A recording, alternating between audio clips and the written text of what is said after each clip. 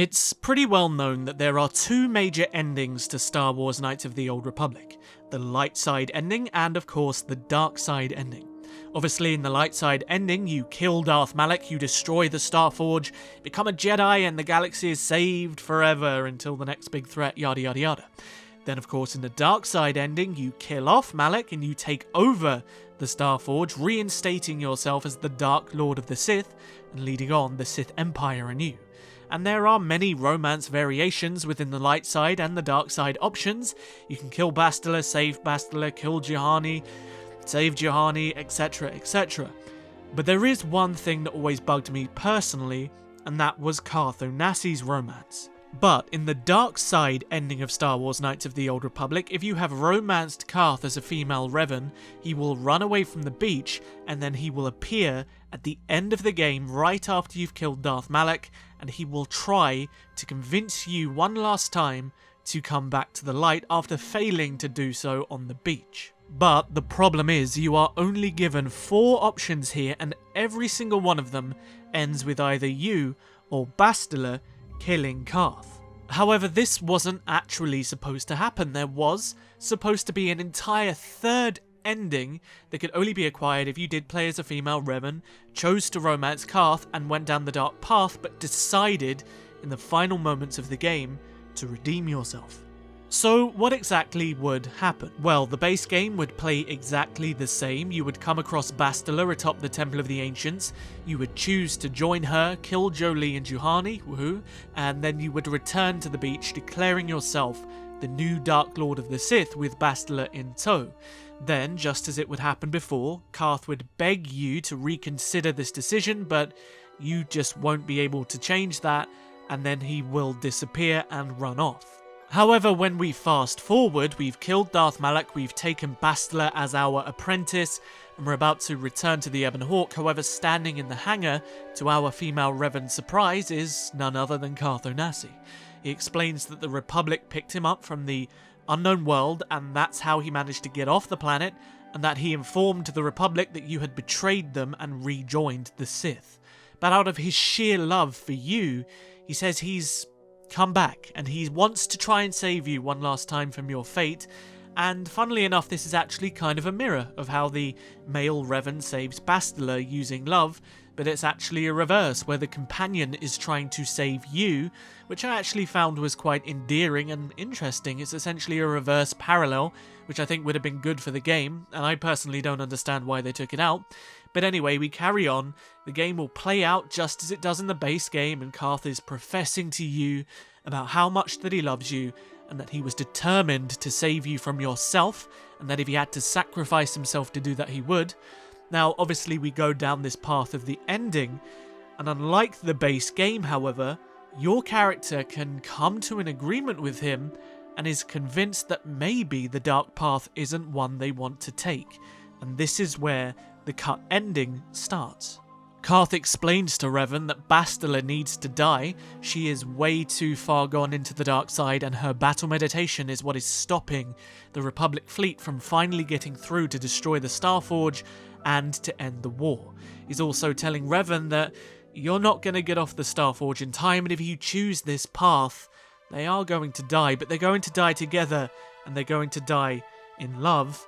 Now obviously Bastila's there, and she's trying to refute this. She's trying to tell Revan that they are so close, you know, they have the Starforge, they've almost destroyed the Republic fleet, that she shouldn't be tainted by the concept of love, be turned by love, because power is what's important, and she has power. But our female Revan rejects this, and she and Bastila get into a fight, and Revan kills Bastila Shan, and chooses to redeem herself in her final moments, letting go of the power that she had and instead choosing the love that she had for Carth instead. But in the time that it took to get to this point, it was impossible for them to get off the Starforge in time. So they spend their last moments together, professing their love for one another, again a mirror of Bastila and a male Revan. But in this ending, the Starforge is destroyed, with Revan and Carth still on board, and they both die together. Now this isn't necessarily a light-sided ending, because it kind of ends with selfish love, which is against the ideology of the light side. Nor is it a dark-sided ending though, it's kind of a neutral ending in a way. Choosing love over power and to be willing to die for that love isn't necessarily evil, it's not dark. It obviously does lean more towards redemption and the light side, but it is essentially a neutral ending because it does go against the concept of the Jedi, and then your player character dies, and that was what was cut from the game.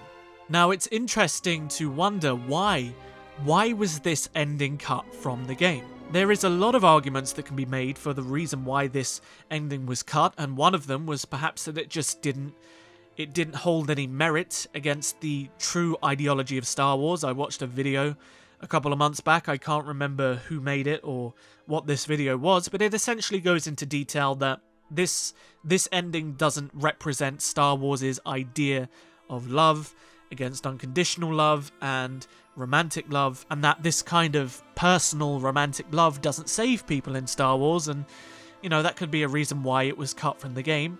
However, I disagreed with this video because the base canon ending is exactly the same.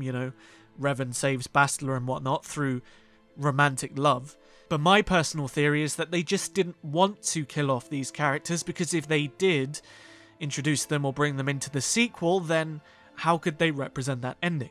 Obviously, in Knights of the Old Republic 2, you can play that game completely based on how the first game ended, right? You can have a dark side Bastila and a dark side Revan, a female Revan and a male Revan. It's completely determinant on your dialogue choices at the beginning of the game, how KOTOR 1 ended in the context of KOTOR 2's story.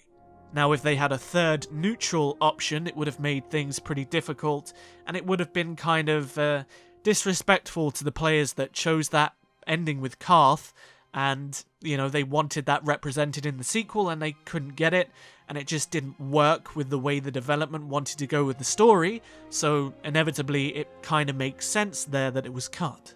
But I personally love the idea of this ending, but then again I am a bit of a stickler for the whole idea of redemption and stuff like that, which is why I love the idea of Revan saving Bastila through love, and I feel this reverse just would have added something to Carth's storyline, especially with his romance, because if you do choose the dark option, you are really limited as a female Revan, which is a bit of a shame for those that enjoy playing Revan as a woman.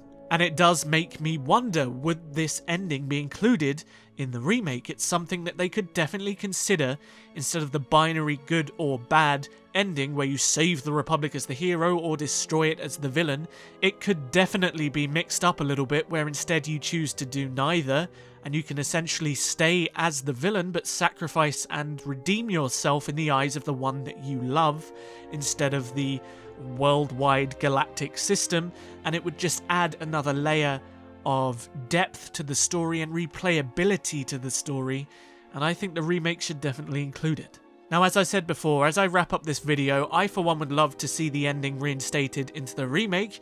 I mean, personally, I would like to see all of the romances expanded upon in general, especially Juhani's and Carth's, and the way many of them meld with the conclusion of the game I think could be done a little bit better, and I think the remake has a lot of potential to do that. But I want to know in the comment section below, what do you think of this ending, and do you wish they had kept it in the game, or were you happy that they removed it for some reason?